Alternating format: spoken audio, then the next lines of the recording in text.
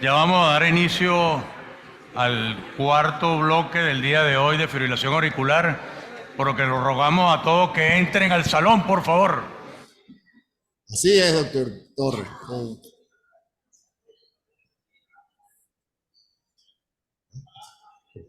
Buenas tardes.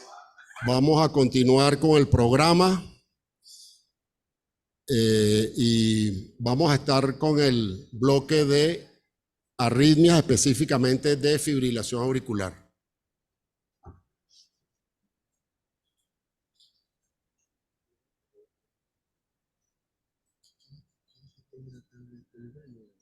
Sí, pues, que puedas ir.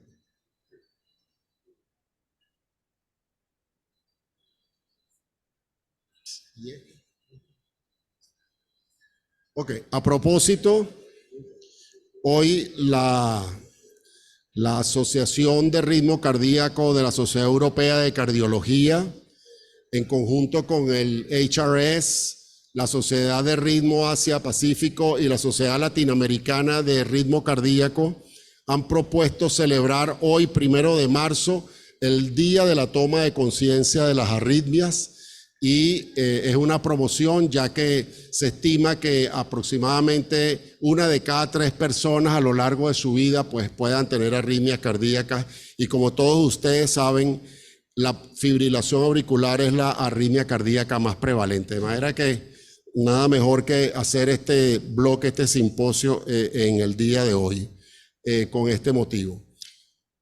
Estamos muy honrados y nuevamente agradecido al doctor Torres Viera por aglutinar y a convocar a grandes especialistas. Tenemos el honor de tener para este bloque de fibrilación auricular a 3 grandes expertos con reconocimiento internacional.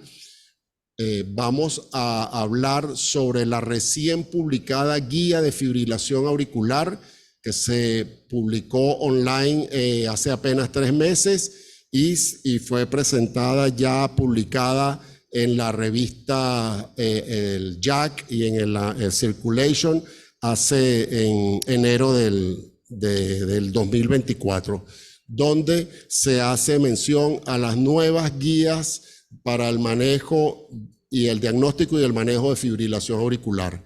Hacía más de 10 años que no había guías americanas de fibrilación auricular. Había guías canadienses en el 2020, las guías europeas en el 2020, y las guías americanas pues tenían un rezago de 10 años, aunque en el 2019 hubo un update, pero fundamentalmente referido a la parte de la anticoagulación. Y para hablar de esto tenemos a 3 expertos: el doctor Julián Pérez Villacastín, gran amigo de esta casa de Venezuela, ha participado en el curso cardiovascular desde su comienzo, el curso cardiovascular de Caracas, colaborador, es el jefe de servicio de cardiología del Hospital Clínico San Carlos en Madrid. Al doctor Julián Pérez Villacastín le tenemos un gran agradecimiento porque es una persona totalmente desprendida y generosa. Ha permitido que los que estamos acá en el podio, el doctor Chamia Benchetrit y mi persona y el doctor Jaime Escudero, hayamos podido pasar una temporada corta en su servicio, y la doctora Yolanda Abreu hizo su máster en electrofisiología con el doctor Julián Pérez Villacastín, de manera que un gran agradecimiento. Y yo quiero aprovechar como presidente de la Sociedad Venezolana de Cardiología, agradecerle al doctor Julián Pérez Villacastín en su condición de presidente de la Sociedad Española de Cardiología saliente, el acercamiento, la inclusión que ha tenido con las sociedades de cardiología de América Latina, convocando recientemente en el último Congreso Español de Cardiología a la primera cumbre iberoamericana, y con la que todas las sociedades latinoamericanas estamos haciendo importantes convenios, especialmente en el área educativa. Así que muchas gracias, Julián, por todo ese apoyo a la cardiología venezolana. También vamos a tener al doctor Vidales Sebac. El doctor Vidales Sebac es un experimentado electrofisiólogo, director de electrofisiología cardíaca del Hospital de la Universidad de McGill en Montreal, Canadá. Él es un gran investigador, ha estado involucrado como chairman y como coautor de importantes trials y guías de fibrilación auricular, especialmente en el área también de anticoagulación, papers y documentos y guías en las cuales se han basado las guías que vamos a presentar en el día de hoy, de manera que le agradecemos también al doctor Ezebac por su presencia. Y finalmente, pero no menos importante, como decimos acá, el muchacho de la casa, el doctor Fermín García, a quien también le tenemos un gran agradecimiento, ha participado en el curso cardiovascular de Caracas en innumerables oportunidades, presencialmente al comienzo, también en los Congresos Nacionales de Cardiología, es el director del Laboratorio de Electrofisiología de la Universidad de Penn en Filadelfia, y realmente con Fermín nos une un vínculo de amistad y de respeto por la posición que ha alcanzado internacionalmente. Es un embajador realmente de Venezuela en el mundo de la electrofisiología mundial, y lo cual nos llena de mucho orgullo. Vamos a estar acompañados en el panel por primero la doctora Yolanda Abreu. La doctora Yolanda Abreu es una electrofisióloga, como mencioné, formada con el doctor Pérez Villacastín. Nuestro maestro, el doctor Iván Mendoza Mujica, conocido por todos, que no necesita representación. El día que salieron las guías estas publicadas online, ya él se las había leído en la mañana y nos dijo que habían salido, de manera que el doctor nos tiene acostumbrados a estas actualizaciones. Jaime Escudero, cardiólogo entrenado en el Hospital Ramón y Cajal en electrofisiología de Madrid, y mi compañero, el doctor Chamia Benchetrit, electrofisiólogo entrenado en París en el Instituto Lariboisier. De manera que, sin más, les voy a dejar al doctor Julián Pérez Villacastín para que nos dé su visión sobre la nueva clasificación y sus comentarios sobre aspectos importantes de esta nueva guía. Julián. Muchas gracias a todos. Ya os he saludado antes personalmente, a cada uno por invitarme a participar. Para mí me hace mucha ilusión veros y comentar las cosas con vosotros. Y enhorabuena a la Sociedad Venezolana por el 70 aniversario. Así que efectivamente, como me habéis dicho, que me prepare un poco la presentación sobre las guías, pues vamos a ver si soy capaz de encontrar la presentación del PowerPoint que tengo y os la comparto. Un segundito.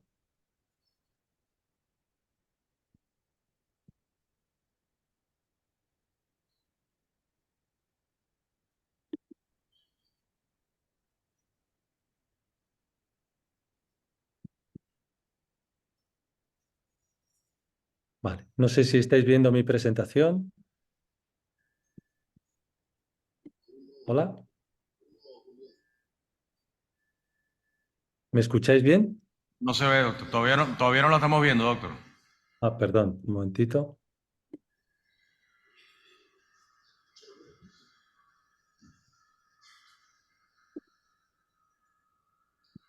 La tenía cargada, ya no sé muy bien por qué. Escuchamos bien, pero no vemos la... Yo Ahora creo que sí. ahora se verá, ¿no? Ahora sí. Vale, perdonadme, ¿eh? Bueno, pues estos son mis conflictos de interés y quería comentaros íbamos a hablar sobre las guías, efectivamente. Entonces, realmente, vamos a ver porque ahora no me pasa la... Sí, las guías empiezan con una foto panorámica que no es de las propias guías, pero que es un mapa del mundo que demuestra lo que habéis comentado, la cantidad de fibrilación auricular que hay, cómo está afectando a los servicios de cardiología, porque al menos en España, concretamente las unidades de arritmia las está prácticamente colapsando. Y cuando hablo de las guías, os tengo que decir que me han gustado porque, primero, estas guías me parece que son muy sociales. Ya sabéis que el estado socioeconómico de las personas, su nivel cultural, su nivel de riqueza, influye en la salud. Y fijaros a la izquierda cómo en este gráfico nos dicen cómo está aumentando la fibrilación auricular, pero sobre todo cómo lo está haciendo en las personas más desfavorecidas. Entonces, sirva esto para decir que como no establezcamos medidas preventivas que incluyen, en muchos casos, aspectos sociales, esto es algo, un tsunami que se nos viene encima y no vamos a poder pararlo por muchos cardiólogos que seamos y por mucho que estudiemos. Pero ya digo que me han gustado las guías. Después me han gustado también porque creo que se están contagiando de sentido común, porque muchas veces, si no, parecen que nos quieren adoctrinar, muchas veces con intereses que pueda haber detrás, de distintos tipos, pero yo creo que el sentido común a la hora de establecer los tratamientos tiene que ser fundamental. Demuestran cuando los leéis lo poco que sabemos de los mecanismos de la fibrilación auricular. Es que todavía, por mucho que creamos, no sabemos por qué en muchos casos la fibrilación auricular se desencadena y por qué se mantiene. Tenemos muy poca capacidad de predecir. Daros cuenta que sabemos los que van a tener accidentes cerebrovasculares, stroke, pero a lo mejor un 3% al año, pero es que el resto, que tienen los mismos factores de riesgo, no los tienen y tenemos que tratar a todos, ¿no? Pero bueno, es una vía de esperanza porque con los nuevos sistemas de probablemente de compilación de datos, de inteligencia artificial.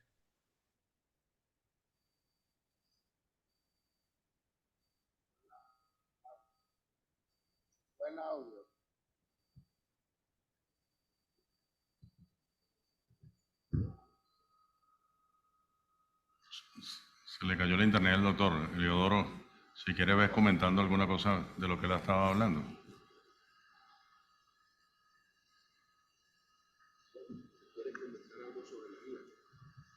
Bueno, las guías, son, esta, como bien dice el doctor Julián Bellacatín, una oportunidad única, han cambiado bastante con relación a la guía anterior. Son 170 páginas con muchas gráficas, muy docentes, muy fácil de seguir, nuevas estrategias, nuevas maneras de mirar los problemas, nuevas clasificaciones que no voy a adelantar porque sé las conferencias que tienen nuestros invitados, pero le llamo la atención que vale la pena revisarle esas guías. Yo tenía una charla al día siguiente que salieron las guías, tuve que cambiar toda la charla mía porque la verdad que son muy diferentes a las de... Ya está el doctor Villanueva. Oye, perdonar que se está yendo la conexión y teóricamente es muy buena, pero no sé cuáles son los problemas técnicos que estamos sufriendo. No, os decía, no sé si me habéis subido lo de la etapa 1 y la etapa 2, los pacientes en riesgo y los pacientes que están a punto de tener fibrilación auricular. No se oyó esa parte, el doctor Villacatín. Mejor que Vale. vuelva a empezar. Ah, de acuerdo. Eso. ¿Esto lo visteis? Sí. Bien, ¿esta? Íbamos por las 5. Ah. Oye, perdonar, que esto es un lío. Vale. Entonces, pues ya pasábamos realmente a las guías, que lo que aportan es que tienen una etapa 1 y etapa 2, que son pacientes que están en riesgo de fibrilación auricular, lo mismo que se ha hecho en insuficiencia cardíaca, con presencia de factores de riesgo modificables y no modificables. Y la etapa 2, aquellos pacientes que están a punto de tener fibrilación auricular porque tienen hallazgos estructurales o eléctricos que sabemos que predisponen a la fibrilación auricular. En esta tabla, que no se ve nada, os adelanto solo lo de la izquierda, lo vamos a ampliar, que son las dos etapas nuevas, además de que, por supuesto, hay que tratar los factores de riesgo a lo largo de todo el recorrido de la fibrilación auricular. Pero mirad, estos son los que dicen que están en riesgo de fibrilación auricular. Son pacientes que tienen estos factores de riesgo, que son modificables, la obesidad. Os he puesto a la derecha los odds ratio o hazard ratio, y ya veis que, por ejemplo, 1,1 significa que tienes un 10% más por cada 15 kilos de sobrepeso de tener fibrilación auricular, con todas las limitaciones que tienen estos datos estadísticos, pero sí nos hacen tener en cuenta que la obesidad, el sedentarismo, la hipertensión, la apnea del sueño, el alcohol, la diabetes y el tabaco son factores que nosotros podemos modificar. Y luego hay otros que no son modificables, como son los genéticos, el ser sexo varón, los años, que cada año que cumplimos es mejor porque vivimos más, pero tenemos más probabilidades de fibrilación auricular, o los altos, que cuanto más altura, algo malo tenían que tener, también tienen más facilidad para tener fibrilación auricular. Y en el estado, digamos, la segunda etapa, que es la prefibrilatorio o prefibrilación auricular, pues aquí todos conocemos bien la importancia del tamaño auricular, el que cuando un enfermo empieza con extrasístole auricular frecuente, muchas veces es el prólogo de la FA, lo mismo que las rachas de taquicardia auricular, el flúter y otros escenarios que son la insuficiencia cardíaca, por supuesto, que hablará luego Vidal, los enfermos valvulares, coronarios, miocardiopatías, neuromuscular y tiroides. Pero mira, hay un concepto que está ya rondando, que es lo que llamamos atriopatía. Y lo que quiero decir con esta diapositiva y con este estudio que se acaba de publicar en JAMA es que nosotros podemos pensar que hay situaciones que predisponen a la fibrilación auricular y incluso pensar en consecuencias de la fibrilación auricular como puede ser el stroke. Pero mirad qué estudio más bonito que se ha presentado y solo os comento el abstract central en el JAMA, ya digo, hace nada. Se llama Arcadia el estudio. Y lo que ha cogido son personas mayores de 45 años que han tenido un ictus y es criptogénico, no se encuentra la causa. Muy bien estudiados, ¿eh? Muy bien estudiados. Pero que tienen atriopatía definida por onda P alterada en el electro con un componente negativo muy importante en V1, péptidos natriuréticos elevados o dilatación de aurícula izquierda en el eco. Y les aleatorizan a estos que ya han tenido un ictus a apixaban o aspirina, pensando que van a tener fibrilación auricular seguro y que el apixaban va a salir ganando. Y el outcome es el stroke de cualquier tipo. ¿Qué creéis que ha pasado? ¿Estaréis pensando que ha ganado el apixaban? Pues no. Realmente fijaros que el porcentaje de ictus en apixaban y aspirina ha sido el mismo. De manera que está claro que si nosotros atacamos los factores de riesgo, va a ser bueno para que los pacientes tengan menos fibrilación auricular e incluso que la evolución de su fibrilación auricular después de la ablación sea mejor. Mirad lo que recomiendan. Pérdida de peso en aquellos que tienen un índice de masa corporal mayor de 27. Entrenamiento, y aquí me parece mucho, pero ojalá lo pudiera hacer yo, moderado vigoroso con un objetivo de 210 minutos por semana, 30 minutos diarios.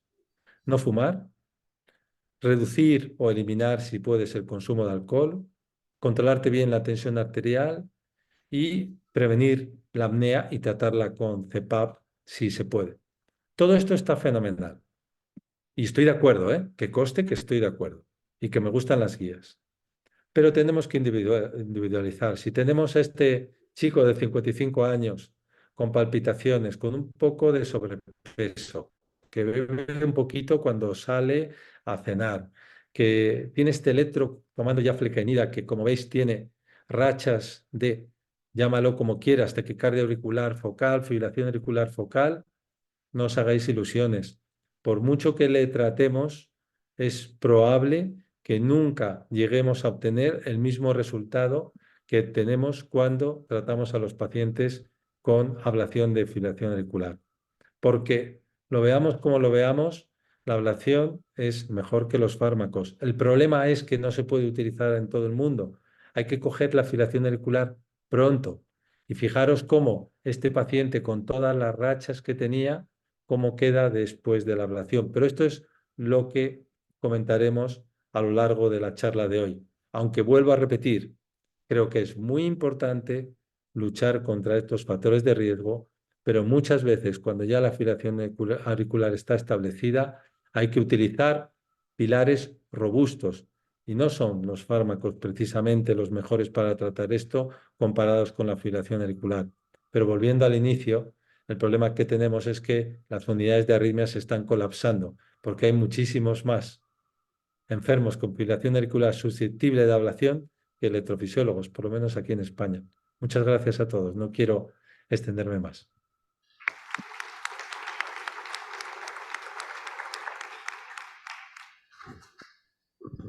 Muchísimas gracias, Julián, por tu presentación.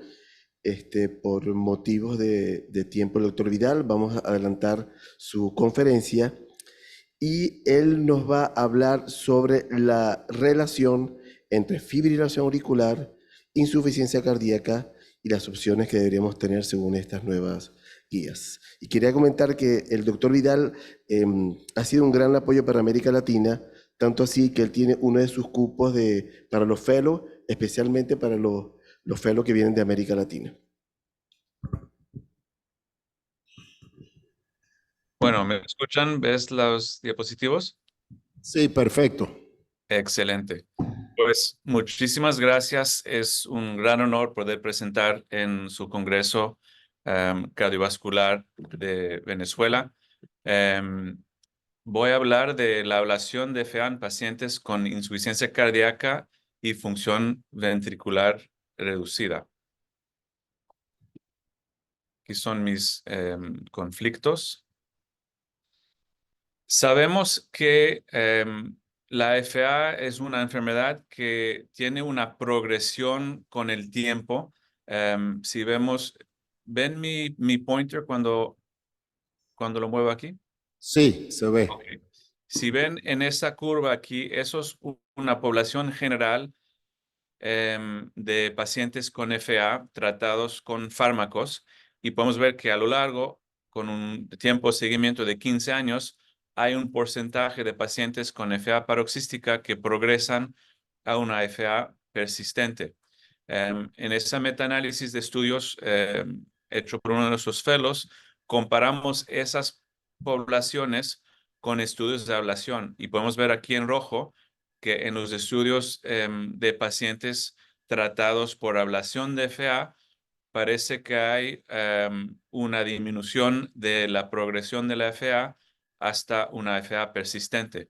Así que en esos datos podemos ver ya evidencias de que la ablación puede ayudar en frenar, en parar esa progresión de FA.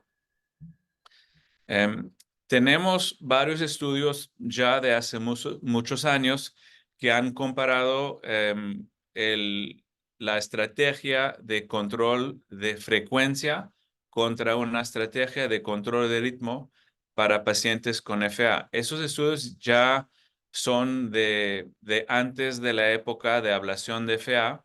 Así que los tratamientos en los grupos de control de ritmo fueron principalmente con fármacos antiarrítmicos. Los dos estudios más grandes fueron estudios basados en Canadá, el AFFIRM y el AFCHF. El segundo fue específicamente en pacientes con insuficiencia cardíaca tratados con amiodarona y en el AFFIRM pudieron ser tratados con cualquier tipo de antiarrítmico, no fueron específicamente pacientes con insuficiencia cardíaca. Podemos ver que en esos estudios no vieron ninguna diferencia entre estrategia de control de ritmo contra estrategia de control de frecuencia.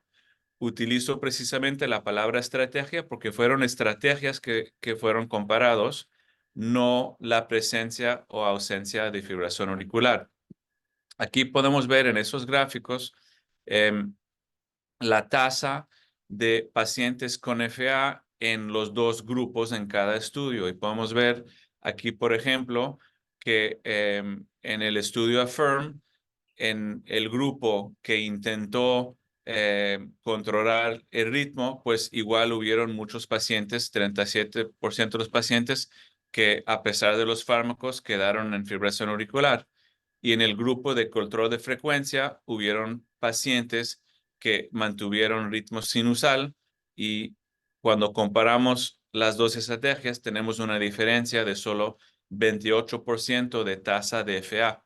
No es que comparamos 100% pacientes con fibrilación y contra 0%.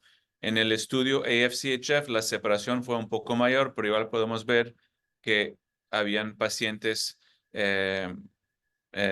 con recurrencias de FA a pesar de la amiodarona y muchos que quedaron en ritmo sinusal a pesar de una estrategia de control de frecuencia. Se publicó ese estudio interesante que fue el estudio Cabana.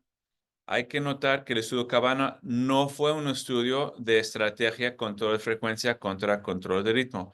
Ese fue un estudio que randomizó pacientes con tratamiento por ablación por catéter contra un tratamiento médico. En el grupo de tratamiento médico, muchos recibieron antiarrítmicos y no comenté específicamente que uno de las consideraciones en ese tipo de estudio es que los antiarrítmicos tienen sus propios efectos secundarios y hasta riesgo de mortalidad por proarritmia. Entonces, en ese estudio se comparó ablación contra manejo por fármacos, incluyendo antiarrítmicos. Hubieron muchos crossovers de un lado para otro. El endpoint primario de mortalidad, stroke, sangramiento o paro cardíaco tuvo tendencia de mejoría de 0.86, pero no fue significado de punto de vista estadística. Pero notamos que había un 30% de los pacientes con insuficiencia cardíaca. Y de ese grupo de pacientes se publicó un subanálisis del mismo estudio Cabana, mirando o publicando los resultados únicamente de esos pacientes con insuficiencia cardíaca. Podemos ver en esos pacientes particulares que la ablación tuvo una disminución del 36% del endpoint primario, que otra vez mortalidad, stroke, sangramiento o paro cardíaco. O si vemos únicamente el endpoint de mortalidad, también una disminución de casi el 50% con ablación. Así que hay esa noción de que quizás los pacientes con insuficiencia cardíaca no solo es que se pueden tratar por ablación, pero quizás son los pacientes con el mejor beneficio de punto de vista endpoints clínicos a largo plazo. Ese estudio, CASTLE-AF, es otro estudio. Tampoco fue un estudio de estrategia control de frecuencia contra control de ritmo, pero incluyeron pacientes con función ventricular disminuida y randomizaron ablación contra tratamiento médico, y en ese caso el 30% de los pacientes en el grupo de tratamiento médico fueron tratados por amiodarona, a pesar de que ya sabemos de que el estudio AFCHF que presenté anteriormente no demostró ningún beneficio con amiodarona. Entonces, eso es una limitación si queremos del estudio. Solo el 28% de los pacientes tuvieron resincronización cardíaca. Solo 6% de los pacientes en ese grupo tratamiento médico tuvieron un upgrade y no publicaron datos sobre el uso de ablación del nodo AB, que en otros estudios como la PAF-CRT, hay evidencia de beneficio de resincro con ablación del nodo. Podemos ver los tipos de pacientes que se incluyeron, pero total que el estudio fue publicado en New England porque demostraron una disminución del 38% del endpoint de sobrevida o hospitalización, y si vemos puramente mortalidad, también una disminución de casi el 50% de mortalidad. Ese es el estudio APAF-CRT que acabo de comentar, un estudio muy interesante, pacientes con FA permanente, con QRS normal, que fueron randomizados a tratamiento médico de control de frecuencia o implante de resincronización cardíaca por marcapaso con ablación del nodo. Y en ese estudio vieron una disminución de mortalidad o insuficiencia cardíaca o evolución de la insuficiencia cardíaca con una disminución bien significativa de más del 50% cuando los pacientes fueron tratados por resincro con ablación del nodo. Entonces hay que tomar en cuenta que eso sigue siendo una opción terapéutica para pacientes con insuficiencia cardíaca y FA. Esa metaanálisis que preparó uno de nuestros fellows tomando en cuenta varios estudios que compararon ablación contra tratamiento médico, específicamente en pacientes con FA, insuficiencia cardíaca y función ventricular disminuida.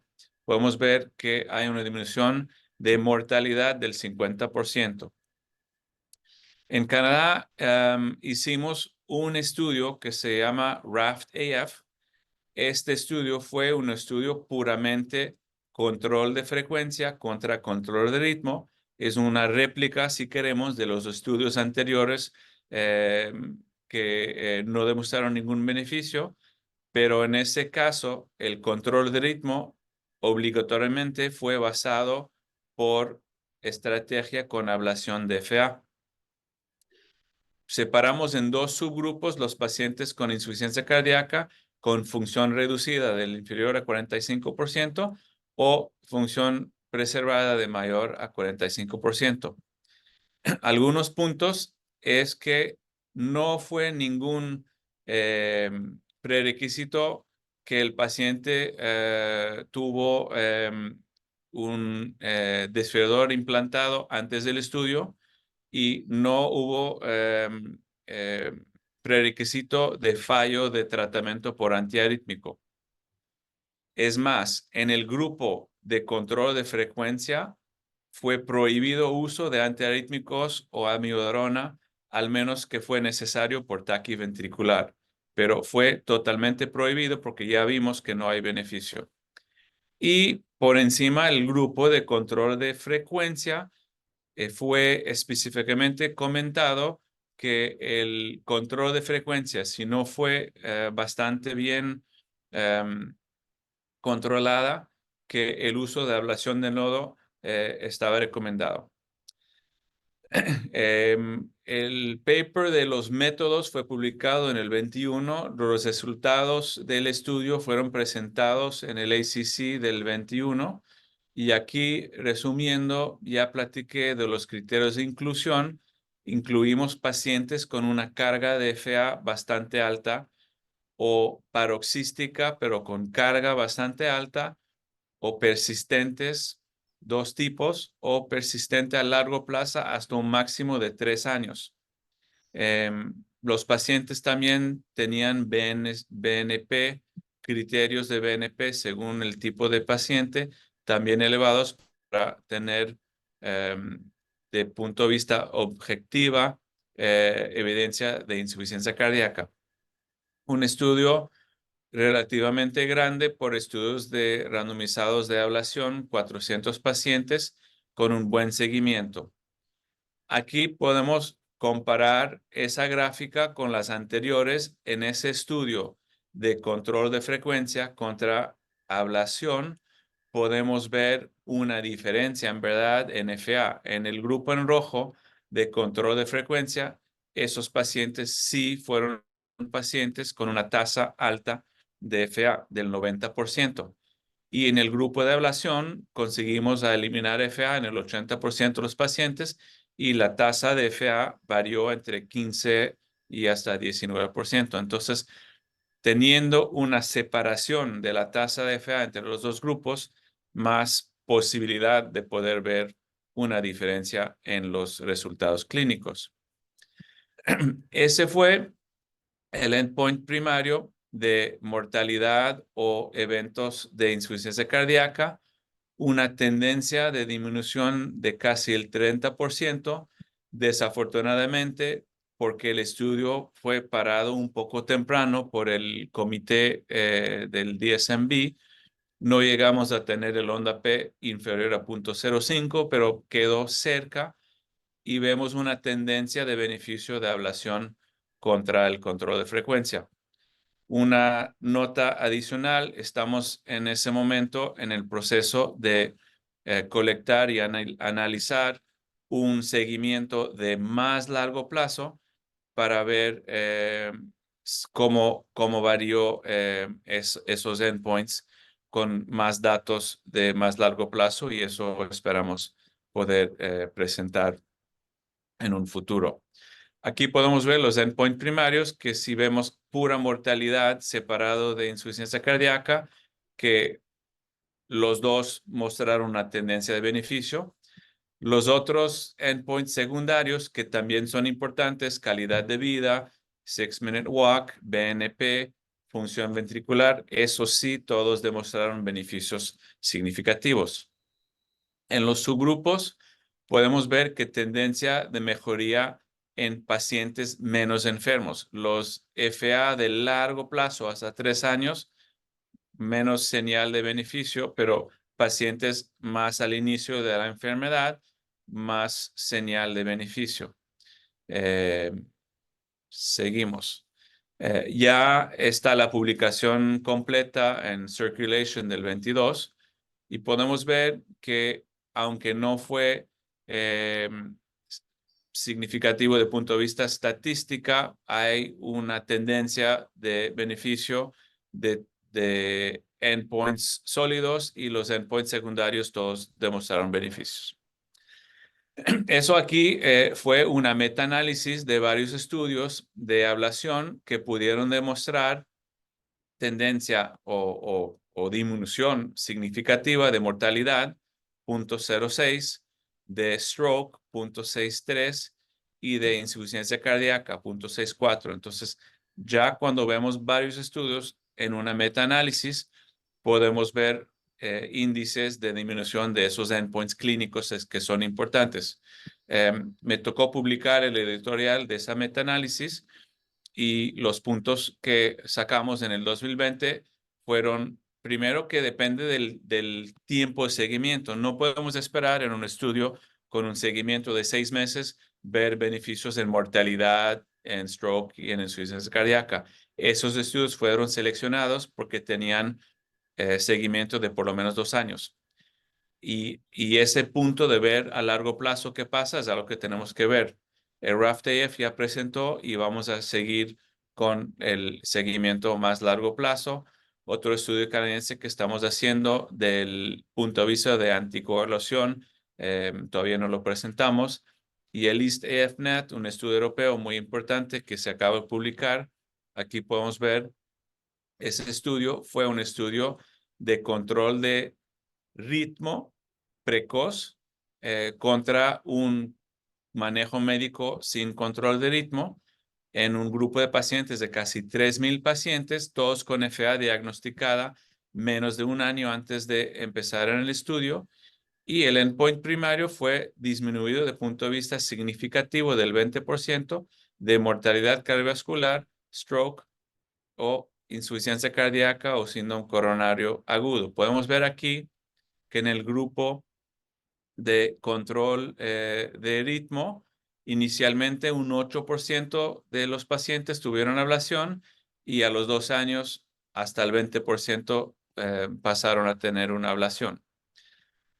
Ese estudio observacional de pacientes de nuestra provincia que publicamos de mortalidad, pacientes con o sin ablación de FA, podemos ver una disminución de mortalidad todo caso.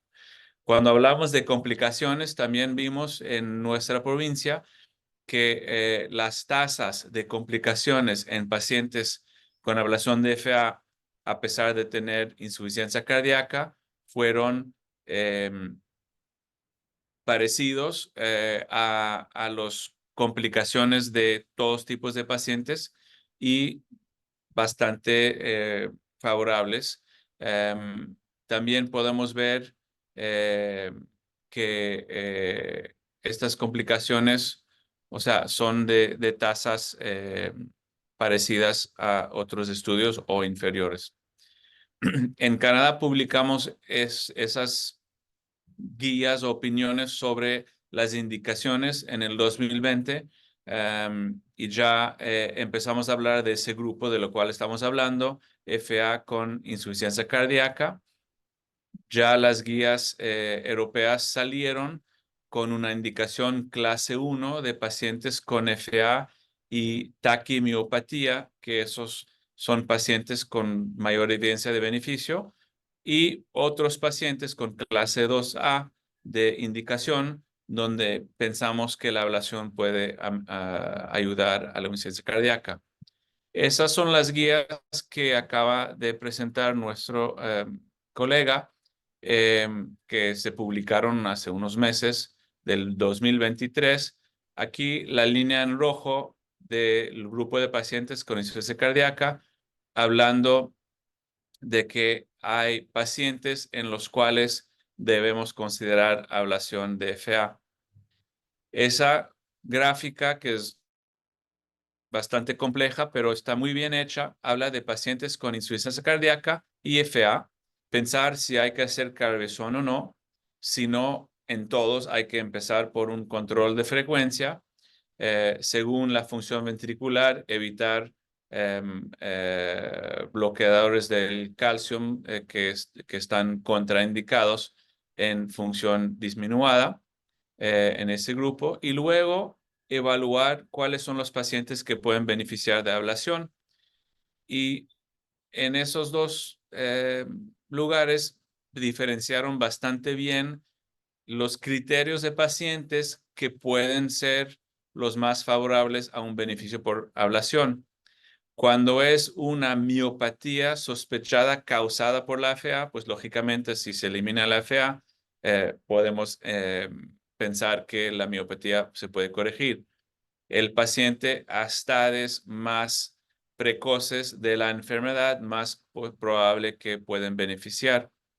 Pacientes sin cicatriz ventricular, que se puede medir por resonancia cardíaca, pacientes sin cicatriz auricular por criterios clínicos o también por resonancia, pacientes paroxísticos o persistentes, pero de poco tiempo, pacientes más jóvenes sin otras comorbilidades, pues esos son los pacientes en los cuales pueden beneficiar. Y si todo falla y la ablación falla o los pacientes son con poca chance de beneficio de control de ritmo, pues ahí hay que pensar en control de frecuencia, pero sin tardar en pensar en marcapaso, sea resincronizador cardíaca convencional, o ahora tenemos manera de estimular el sistema de conducción, la rama izquierda, y con ablación del nodo también se pueden tratar muy bien esos tipos de pacientes. Entonces, para concluir, ablación de FA es seguro y eficaz en pacientes con insuficiencia cardíaca. Hay de más en más evidencia que apoya el uso de manera precoz una estrategia del control de ritmo y que puede mejorar los endpoints clínicos importantes a largo plazo. Hasta puede reducir mortalidad relativo a un tratamiento médico. Hay mucha evidencia ya de mejoría de función ventricular, de calidad de vida en esos pacientes, y los siguientes trials que van a salir con seguimiento a más largo plazo, incluso el de RAFTEF, va a ayudar también, y los subanálisis, a poder definir mejor los pacientes que más pueden beneficiar de esa terapia. Muchísimas gracias.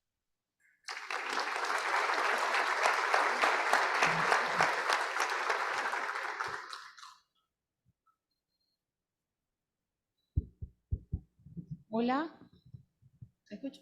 Hola.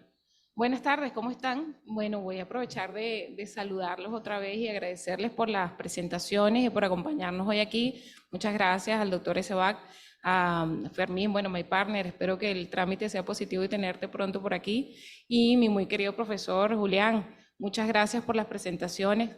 Y me gustó mucho justamente eso que dijeras, que las guías están como con mucho sentido común, ¿no? Porque ya para nosotros algunas cosas que eran meridianamente claras desde hace años no las podíamos haber tenido actualizadas en las guías como hasta ahora, sobre todo que la fibrilación auricular, más allá de una arritmia, es una enfermedad. Y bueno, muchos criterios de selección que vamos viendo a lo largo de las guías. Vamos a comenzar por quizás discutir un caso clínico que nos va a permitir que el doctor Ezebac, que tiene un poco de tiempo limitado, y para que también Fermín y Julián nos acompañen en la discusión de este caso, vamos a leer un casito por aquí, modelo. Tenemos un paciente masculino de 48 años de edad, sedentario, con fracción de eyección preservada y una lesión de 40% en el tercio medio de la descendente anterior, con resistencia a la insulina, en tratamiento regular con beta bloqueantes, clopidogrel, rosuvastatina y metformina sitagliptina. Está asintomático cardiovascular, pero acude a su consulta de control a los 4 meses por disnea de esfuerzo. En el electro se ve una FA con respuesta rápida, inician anticoagulación y le hacen un ecocontrol. Ahí hay dilatación del VI, hipocinesia global difusa, sin trastornos regionales, una fracción de eyección que ahora tenemos en 40%, un diámetro de la aurícula izquierda 50 milímetros y volumen de 70 y BNP elevado.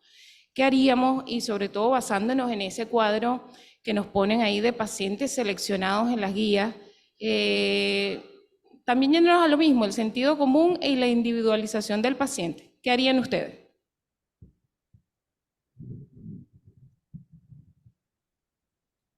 Fermín, que no has hablado casi nada. Todavía. Sí, bueno, ese es un paciente que yo diría, hay unas cosas que yo estoy de acuerdo con Julián, a mí me gustan las guías también, me parecen buenas, pero también mantienen lo que era bueno de las guías anteriores, ¿no? No es que todo es nuevo, ¿no? Y el sentido común nuevo también se correlaciona con el sentido común anterior. Y lo más importante, como primera pregunta que me hago yo como clínico con guías nuevas o con guías viejas, es, en este tópico en particular de fibrilación auricular, es la presencia o no de síntomas, que sería la categoría número 1 de la discusión. ¿Es un paciente sintomático o es un paciente asintomático que se está presentando presumiblemente con una fibrilación auricular que no es de muy larga duración, porque es un paciente que ha estado en tratamiento exhaustivo por otros problemas cardiovasculares y probablemente ha sido evaluado en un tiempo? No es un paciente que nunca se ha visto en los últimos 5 años y aparece en FA. Esto es un paciente que probablemente tenga un inicio relativamente cercano de fibrilación auricular, presumiblemente persistente, pero no lo sabemos porque todavía no se ha monitorizado, pero es sintomático porque el paciente tiene disnea de esfuerzo, el paciente tiene disnea de cualquier tipo, o sea que aunque el paciente incidentalmente fue hallazgo de fibrilación auricular, para mí esto es un paciente sintomático. Si bien la segunda pregunta que me hago yo, que no es nueva en estas guías, ojo, esto viene ya de las guías anteriores, es la función ventricular. Y este es un paciente que es sintomático con disfunción ventricular y una fibrilación auricular no controlada. En las guías se hace mención al factor número 1 de cualquier decisión, que también era de las guías anteriores y sigue siendo importante, que es la prevención de stroke. ¿Ok? Entonces, las 3 cosas importantes de este paciente son, número 1, intervención para prevenir, lo cual no hemos hablado todavía, pero la intervención para prevenir un embolismo. El número 2 es mejorar los síntomas y la calidad de vida, que sigue siendo algo que también viene de las guías anteriores, la importancia de la calidad de vida. Hablamos de mortalidad, hablamos de endpoints que son muy fuertes en todos los estudios, pero importante es la calidad de vida. Y la calidad de vida es algo que para mí es esencial en las decisiones de cualquier arritmia, en este caso de fibrilación auricular. Este es un paciente que tiene síntomas, lo cual significa que su calidad de vida está disminuida.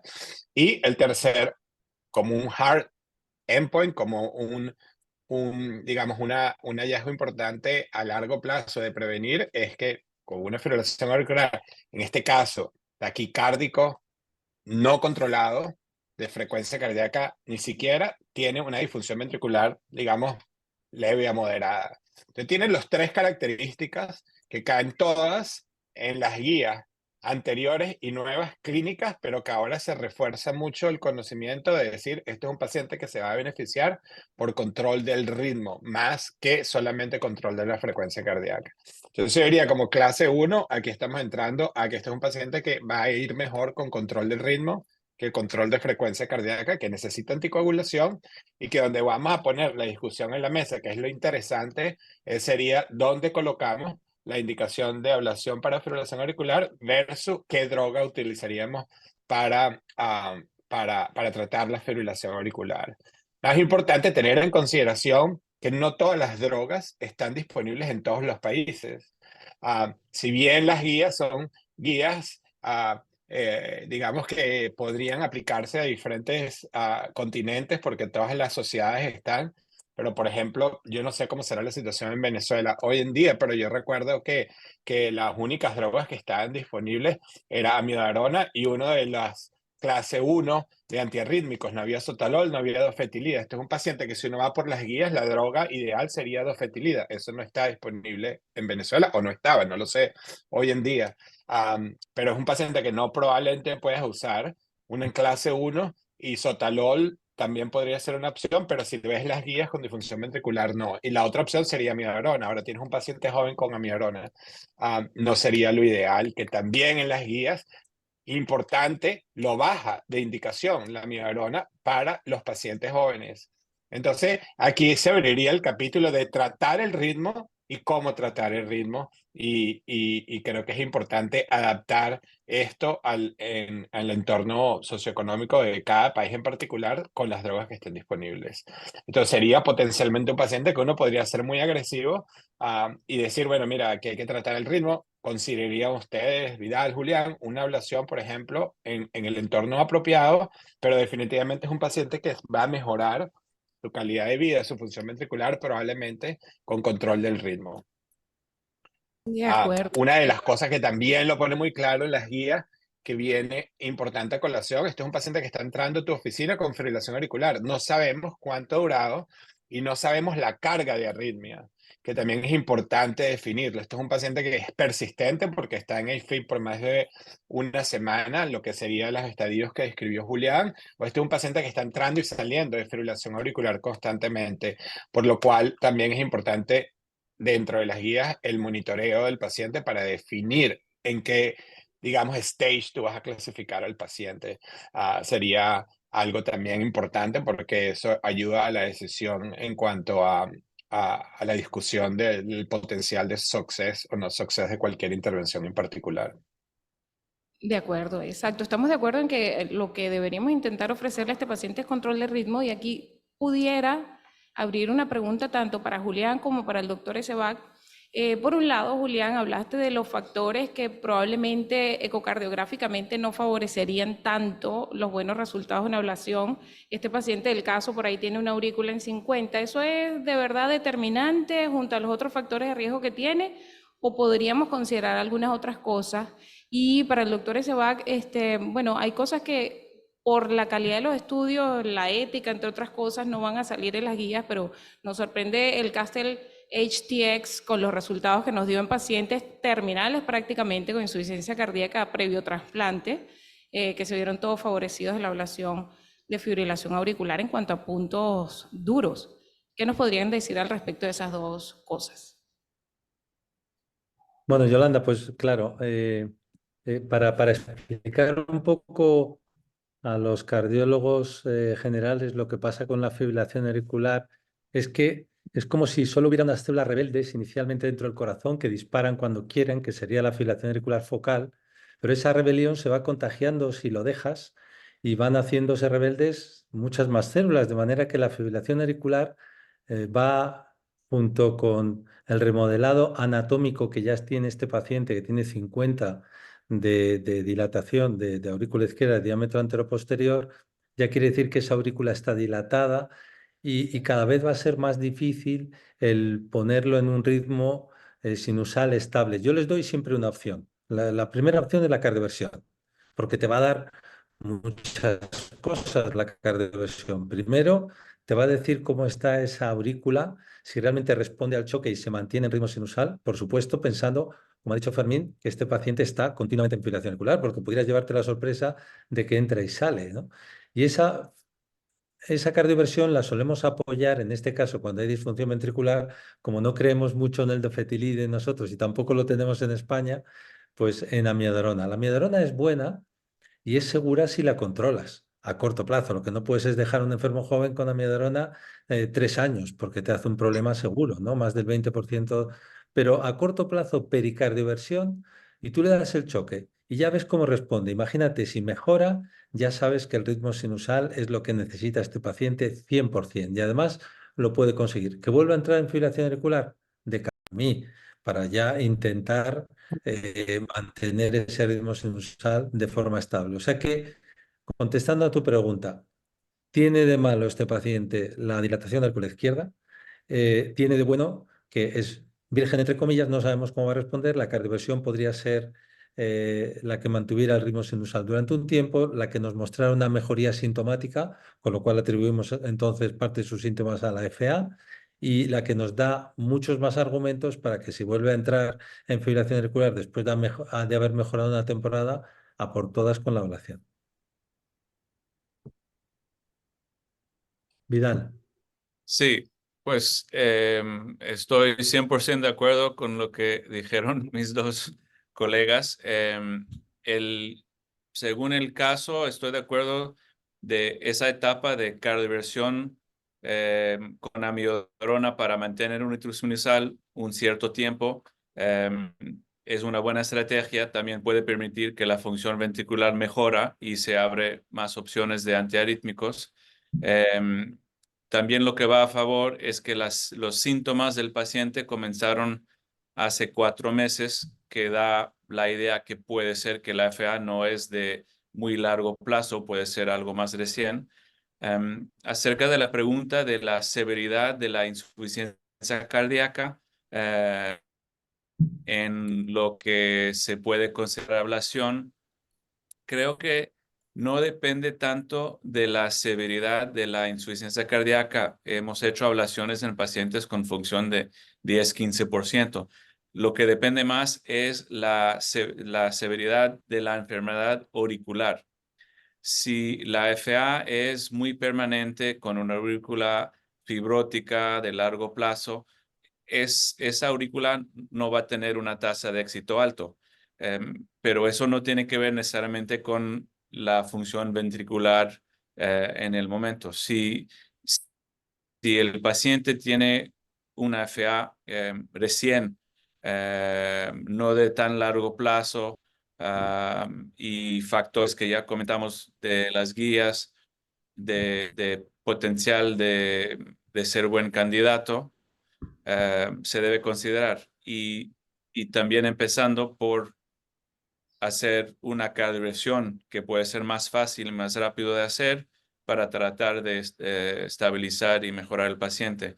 En los estudios randomizados, esos a veces son pacientes muy seleccionados. El primer caso hubieron unos 3,000 pacientes para seleccionar unos no sé cuántos cientos. Entonces hay que tomar eso en cuenta. No es todo paciente que viene con insuficiencia cardíaca y FA que se tiene que tratar por ablación del FA.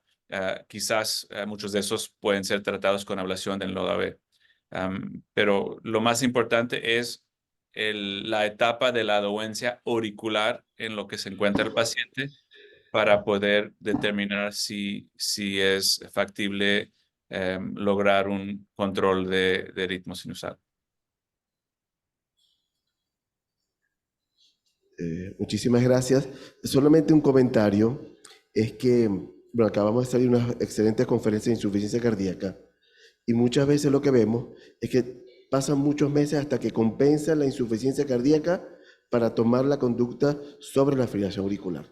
Ya sabemos que retrasar la reversión a ritmo sinusal en este tipo de pacientes y en otros tipos de pacientes podría aumentar la mortalidad a largo plazo, tal como lo dio ISFNet 4 que lo comentó Vidal. No, pueden ser cosas paralelas.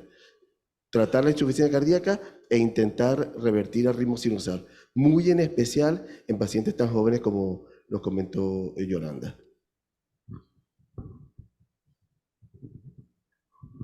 Estoy de acuerdo con todo lo que han planteado, pero sí, es un punto muy importante que uno se tiene que llevar hoy.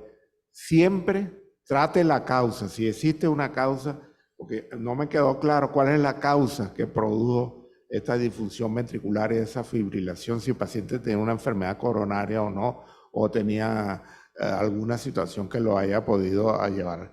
Trate, si es posible, porque en todos los pacientes no es posible, trate la causa. Bueno, vamos a poner un segundo caso. Ariana, por favor.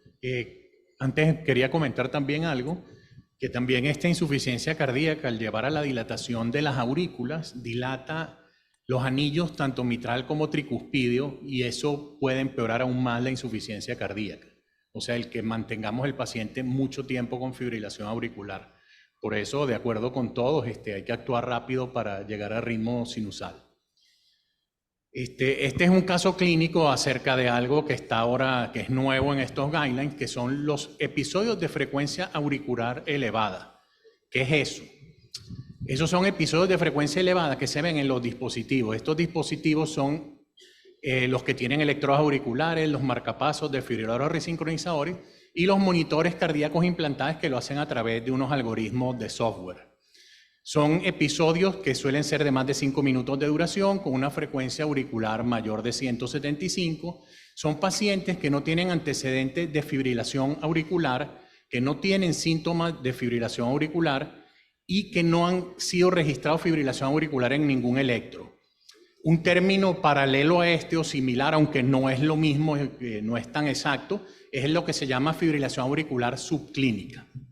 Entonces, como pueden ver a la derecha, hay un trazado de dos tipos de generadores de marcapasos donde se ve en el canal de arriba la actividad auricular rápida y ven en el canal de abajo las señales de los electrogramas ventriculares que van más lento. O sea, es ver esto cuando interrogamos un marcapasos. Entonces, siguiendo eso, el caso, la siguiente. Una mujer de 75 años con un marcapasos desde hace 5 años por disfunción del nodo sinusal, asistolia y bradicardia sinusal, asintomática. Al interrogar el marcapasos encontramos 26 episodios de estos ritmos auriculares rápidos, uno de ellos dura hasta 10 horas, y también los marcapasos modernos nos dan la carga de taquicardia auricular, fibrilación auricular, una carga de 1%. La siguiente. El modernismo de los dispositivos actuales nos ayuda muchísimo. Aquí podemos ver, por ejemplo, una línea de tiempo en el cuadro de la izquierda arriba, que ves todos estos episodios cortos en los últimos meses del paciente, y abajo en este equipo que detecta si hay líquido en los pulmones, pudiera uno pensar si el paciente hace insuficiencia cardíaca. Las barras de frecuencia a la izquierda se las pongo porque en dispositivos más antiguos uno pudiera ver en las barras de frecuencia cardíaca auriculares que ven unas chiquiticas allí que están frecuencias elevadas. Entonces, la pregunta es la siguiente, según los nuevos guidelines. Este paciente que no hemos evidenciado fibrilación auricular, lo tenemos que anticoagular.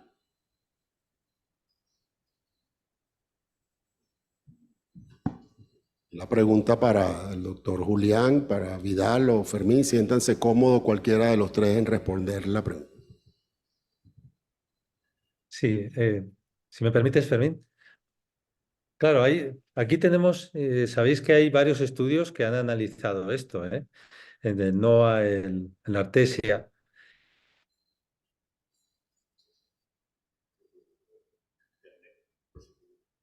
Fermín, mientras se reconecta Julián, ¿quieres continuar? Sí, bueno, no. Realmente, no en la clínica.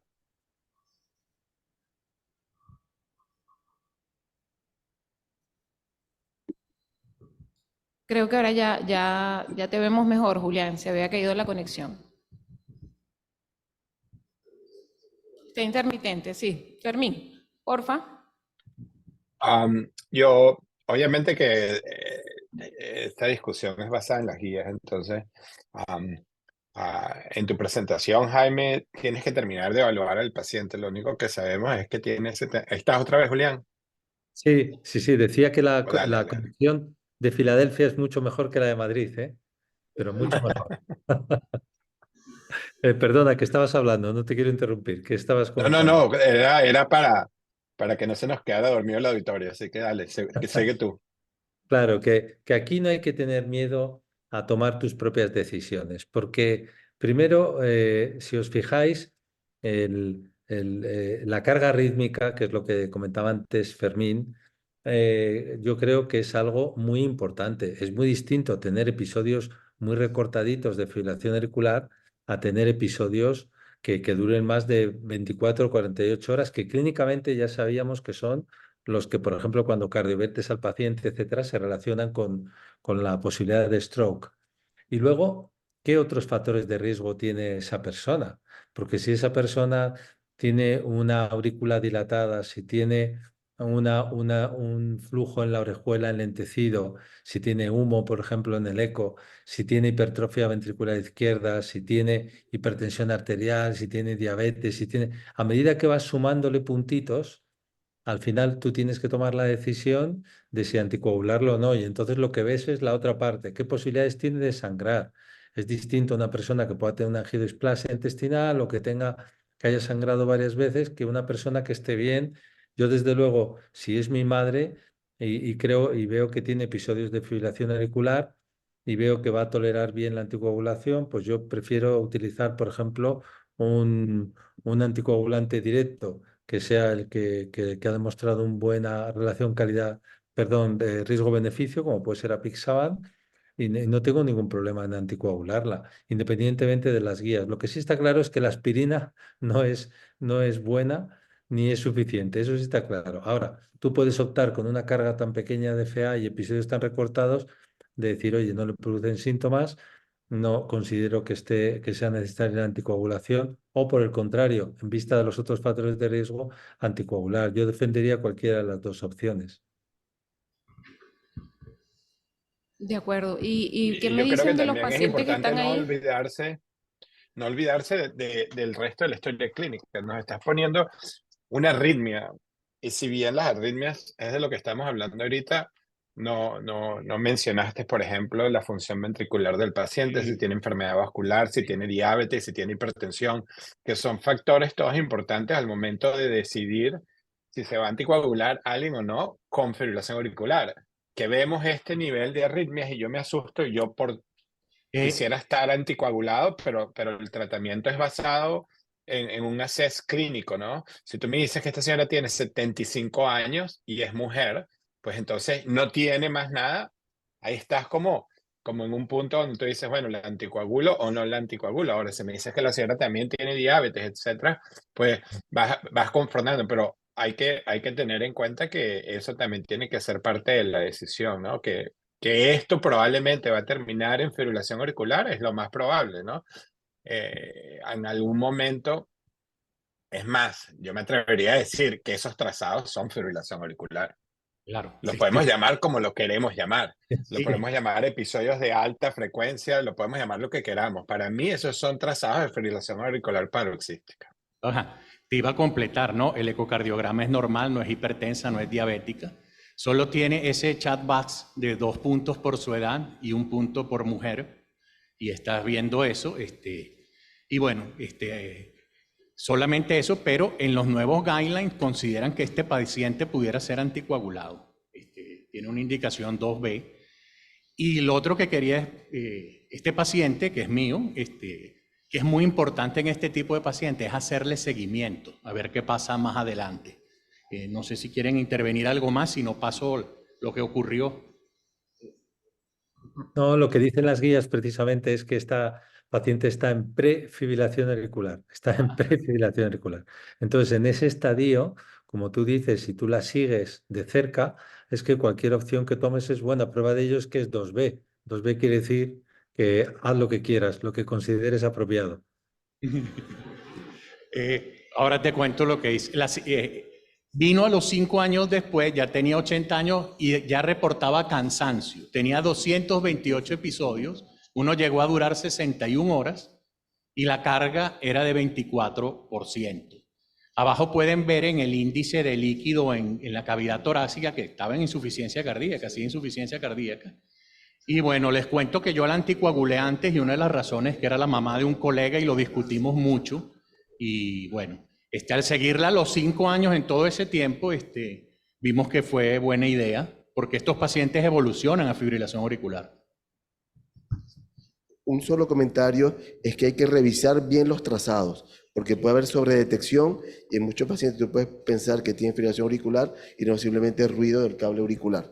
No siempre el marcapaso te da la posibilidad de ver el electrograma, pero en muchos casos sí. Y yo creo que también es importante revisar la frecuencia de la arritmia. No es lo mismo tener algunos episodios a 190 latidos por minuto que otros a 300 como tal. Yo creo que hemos puntualizado algunas cosas bien importantes que vale la pena recalcar. Lo de la cardioversión no es mítica en pacientes dilatados o con insuficiencia cardíaca. Hay que intentar cardiovertir el paciente. Aunque se mantenga poco tiempo en ritmo sinusal, hay que intentarlo.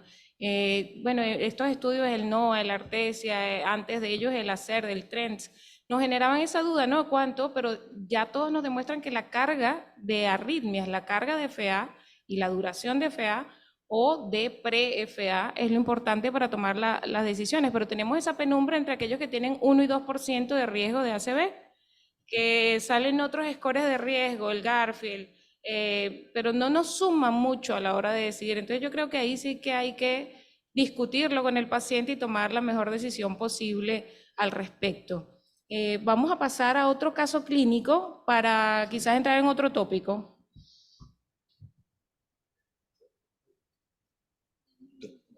Bueno, vamos a hablar de un paciente masculino, 85 años de edad, tiene antecedentes de SEA de vejiga, recibió tratamiento con radioterapia, está en FA permanente, tuvo un accidente isquémico transitorio 2 años previo a su visita. El electrocardiograma obviamente estaba en fibrilación auricular, las aurículas estaban severamente dilatadas y la fracción de eyección normal. La creatinina 1.7, eso nos daba una depuración de creatinina de 36, le indica rivaroxaban 15 miligramos diarios y presenta hematuria de forma repetida. Y esa hematuria se acompaña de anemia. Suspenden, como siempre hacemos, suspendemos el anticoagulante, esperamos un periodo y todo el mundo que lo va viendo le va indicando temporalmente el rivaroxaban en este caso y hacía definitivamente hematuria, lo cual no era posible controlarlo. ¿Cuál sería la conducta más apropiada con este paciente?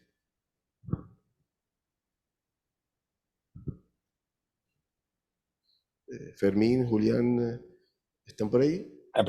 La primera conducta es metoprolol, porque el paciente está con frecuencia ventricular rápida.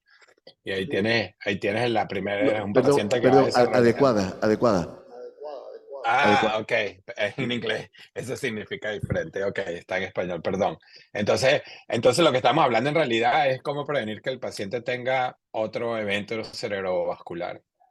Y hoy en día yo creo que con los nuevos devices, esto es un paciente que yo no dudaría en recomendarle una cierre de la orejuela izquierda.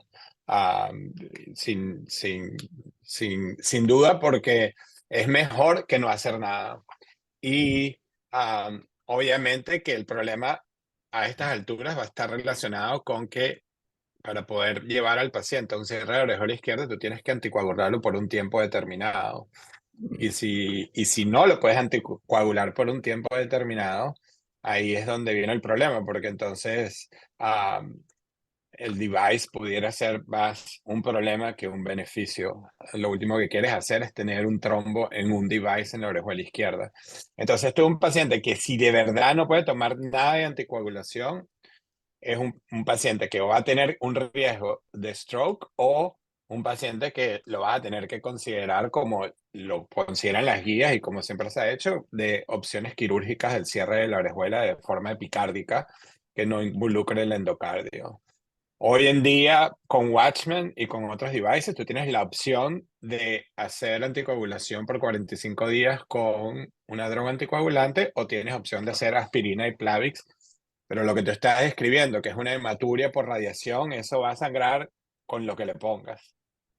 Y ese va a ser el problema. Si no tienes la posibilidad de llevar al paciente por un tratamiento de anticoagulación por un tiempo corto, estás entre la espada y la pared. Julián, y si quisiéramos ahí a crear controversia y habláramos que en los resultados del Suiza, pero de pronto ves que al seguimiento a largo plazo 40 y pico % tienen fuga del dispositivo. ¿Qué haces con ellos? ¿Los reanticoagulas? ¿Sirvió el dispositivo? ¿No sirvió? ¿Qué pasa con esta otra parte de los pacientes que en a largo plazo no muestran el beneficio que sabemos que tiene el cierre de la orejuela, no se lo estamos quitando. Pero ¿qué pasa con esos otros pacientes? Es que es curioso, pero los cardiólogos como que estamos acostumbrados a pensar que podemos curar todo. Y hay situaciones que tienes que elegir susto o muerte y ninguna de las dos son buenas, ¿no? Este paciente es como si tuviera un tumor en otro sitio, es que tiene muy mala solución, porque si anticoagulas, como ha dicho Fermín, o antiagregas, va a sangrar. Y los cierres de orejuela, pues son mucho mejor de lo que teníamos antes, pero todavía no son óptimos. Entonces, claro, pues estás en situaciones en las cuales te encantaría acertar, pero a ver quién acierta aquí. Yo lo que sí he experimentado es que utilizando los distintos anticoagulantes directos, el más suave, digamos que es el apixaban, a mi modo de ver, el que menos hemorragias produce y mantiene ese nivel de anticoagulación para evitar ictus. Pero eso no quita que este paciente, como ha comentado Fermín, va a sangrar con cualquier cosa que le pongas. A veces no hay más remedio que decir, oye, es que no podemos hacer más. Creo que lo que tú dices, Yolanda, es importante, pero yo cuando veo a estos pacientes así, de nuevo, y yo soy clínico, la primera pregunta es calidad de vida. ¿Cuál es la calidad de vida de este paciente de 85 años con cáncer de vejiga? ¿Cuál es el pronóstico a largo plazo?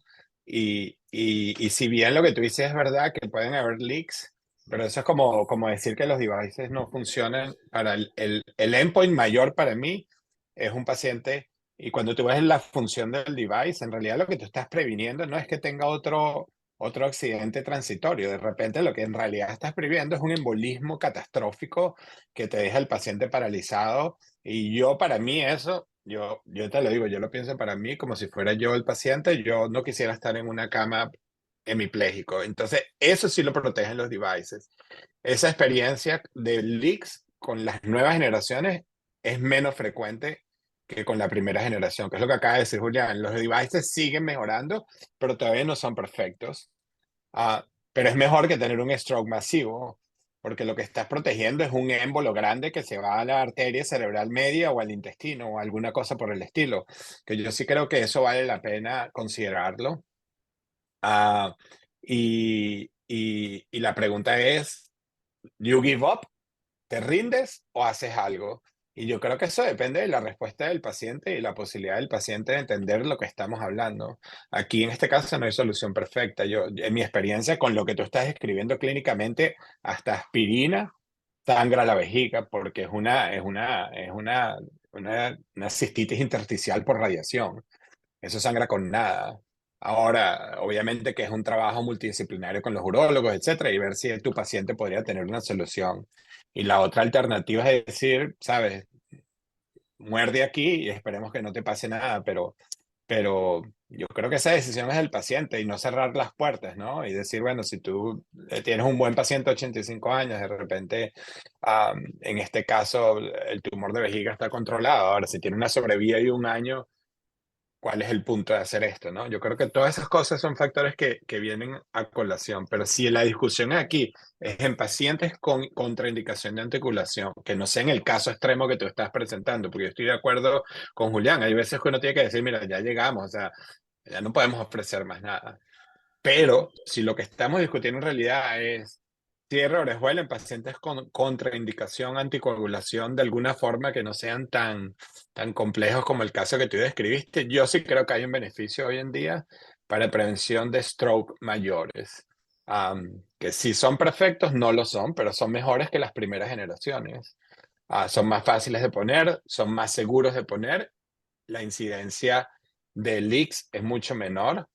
Pero cuando tú ves un leak de 4 milímetros, eso te sigue agarrando un trombo de 1 centímetro, que es en realidad lo que te estás protegiendo, en mi opinión. Yo sí creo que hoy en día hemos cambiado el approach aquí en nuestro grupo, y yo particularmente, yo era muy escéptico de la data y de los devices al principio, pero la tecnología ha mejorado y yo creo que no ofrecer estas opciones a un paciente no necesariamente es la mejor approach. Pero el caso que estás presentando es un caso extremo que también pudiera haber una discusión como la que dijo Julián con el paciente, decir, mira, en realidad no hay nada que ofrecer, a no ser que quieras ir para la cirugía con el riesgo de un procedimiento quirúrgico que suena poco invasivo, pero que en realidad puede ser muy invasivo para el paciente. Quedan 7 minutos y el doctor Iván Mendoza va a presentar el último caso clínico para que lo discutamos. Iván. Bueno, este caso clínico se trata de un paciente masculino de 42 años sin factores de riesgo, que refiere palpitaciones de 30 a 60 minutos de duración varias veces a la semana en el último mes. Es deportista recreacional, no tanto como el doctor Villacastín. Ingiere alcohol los fines de semana. El electrocardiograma es normal. El Holter de 48 horas, fibrilación auricular paroxística con una frecuencia de 120, 130 por minuto. Ecocardiograma normal.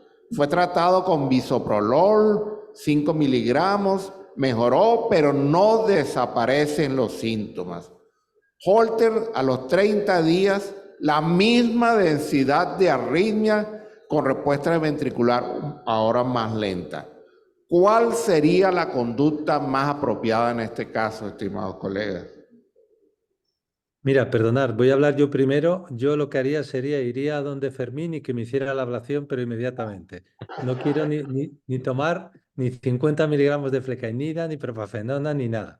Que me haga la ablación y voy a Filadelfia y me vuelvo luego. Eso sí, me tienes que cobrar poco, que somos amigos. Y te quedas en mi casa. Sí, yo estoy de acuerdo. Una cosa importante que lo voy a traer a colación solamente porque es una audiencia de cardiólogos generales y creo que es importante en tu presentación, que es importante que cuando un paciente, y esto va a sonar como algo muy sencillo y dirán que yo no tengo que decir esto, pero es muy importante que la gente que está haciendo holters haga hincapié en que el paciente tenga un diario. Una de las cosas que tú no dijiste en el holter, Iván, es si esos periodos de fibrilación auricular se relacionan con los episodios de palpitaciones. Porque tú puedes tener un paciente que tenga palpitaciones, porque tiene extrasístoles ventriculares, por ejemplo, y le incidente diagnosis de fibrilación auricular, le haces la ablación de fibrilación auricular y después Julián se va para su casa en Madrid y me llama, no me hiciste nada, esto me costó tanto, y sigo con palpitaciones y le ponemos un holter y resulta que Julián tiene PVCs y ahora va a tener que venir para que yo le haga una segunda ablación. Estoy de acuerdo, sí se relaciona. No, Hay relación entre exacto, los pero eso es un episodios. punto, Iván, que lo quiero hacer nada más para los cardiólogos clínicos que están mandando holters. Asegúrense que el paciente tenga un diario, de manera que usted tenga la presencia de una correlación de síntomas con arritmias o la ausencia de presentación con arritmia. Y esto cae en las guías, que es que hoy en día abre por primera vez la opción a tratamiento de fibrilación auricular como terapia de primera línea. Esto es un paciente que tiene pocas morbilidades, que tiene menos de 50 años, que es sintomático, con episodios de paroxísticos de fibrilación auricular, totalmente normal, corazón de otro punto de vista.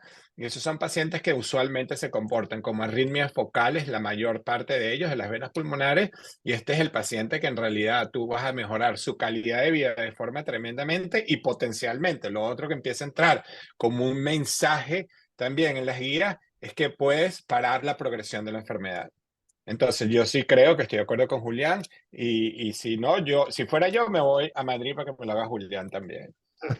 Pero yo creo que este es un paciente que necesita la ablación. Este es un paciente que tú podrías abrir la opción de discusión a drogas antiarrítmicas y yo siempre le doy esa opción a los pacientes, pero hoy en día te permiten las guías, te permite la evidencia considerar a este paciente como un candidato a ablación de fibrilación auricular, basado más que todo en aislamiento pulmonar como terapia de primera línea.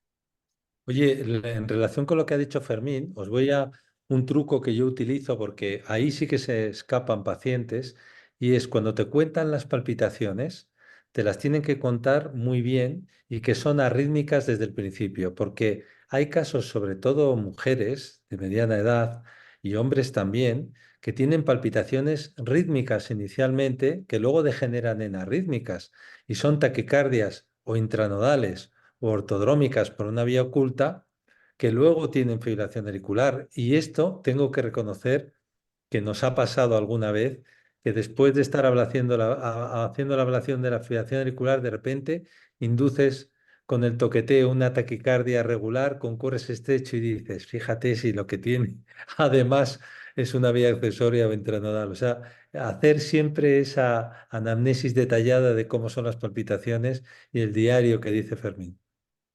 De acuerdo. Bueno, Julián y Fermín, este ha sido el curso cardiovascular de Caracas de la puntualidad. Y mis compañeros de la Junta Directiva y el doctor José Miguel Torres Viera, que es el policía mayor del tiempo en este congreso, no me van a perdonar que yo esté usando tráficos de influencia. Solo quiero aprovechar la presencia de ustedes para un mensaje final a la audiencia, diciendo que este paciente que se presentó de último, por ningún concepto debe ser tratado con amiodarona, y yo quiero que ustedes refuercen ese, porque ustedes saben la libertad que hay con el uso de la amiodarona, y quisiera un comentario sobre eso.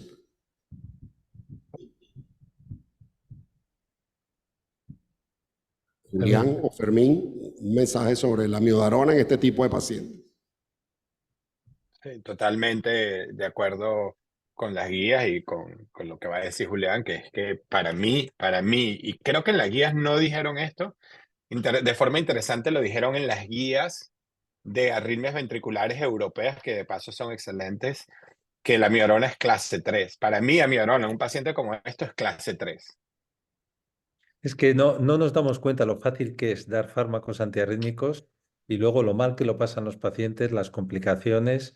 Y si no, cualquiera que pruebe a tomar un beta bloqueante a dosis altas y verás cómo te encuentras. Parece que se te ha subido alguien encima cuando subes escaleras. Y no digo ya para otras cosas, ¿no? Bueno, muchísimas gracias al doctor Julián Pérez Villacastín, a Fermín García, al doctor Vidal Sebac. Gracias nuevamente por el apoyo y participar en nuestro congreso. Un abrazo para ambos. Un abrazo. Un abrazo.